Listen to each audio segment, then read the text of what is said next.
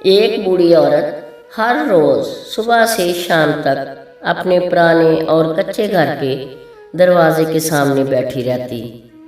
एक दिन एक शख्स जो हर रोज़ उस रास्ते से गुजरता था, इस बूढ़ी औरत की तरफ मतवज्जा हुआ कि ये फटे पुराने कपड़े पहनी हुई औरत रोज़ाना यहाँ क्या करती है।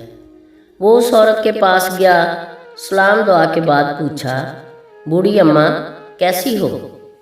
बूढ़ी औरत हाथ आंखों के ऊपर रखकर इस शख्स को देखने लगी और कहा कि मैं ठीक हूँ।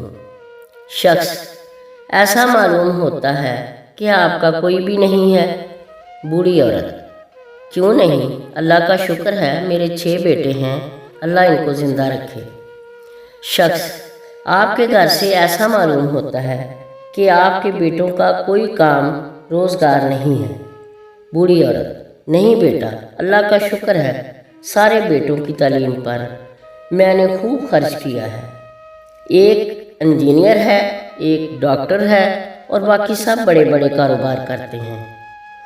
बाप अभी तक जिंदा था, लेकिन 2 महीने कबल वो भी वफात पा गया है। शख्स, अम्मा जी आपके बेटे किधर हैं? बूढ़ी औरत, बेटों को अल्लाह ताला ने बहुत दौलत से माला माल किया है।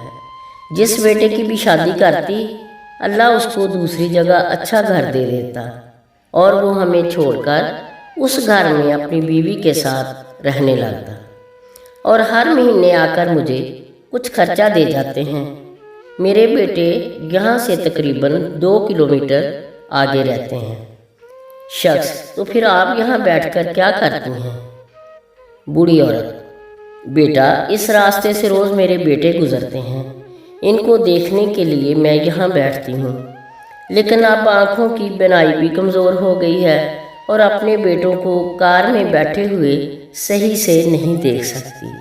बराए करम अगर मेरी ये वीडियो अच्छी लगे तो लाइक करें और मेरे चैनल को सब्सक्राइब करें। शुक्रिया।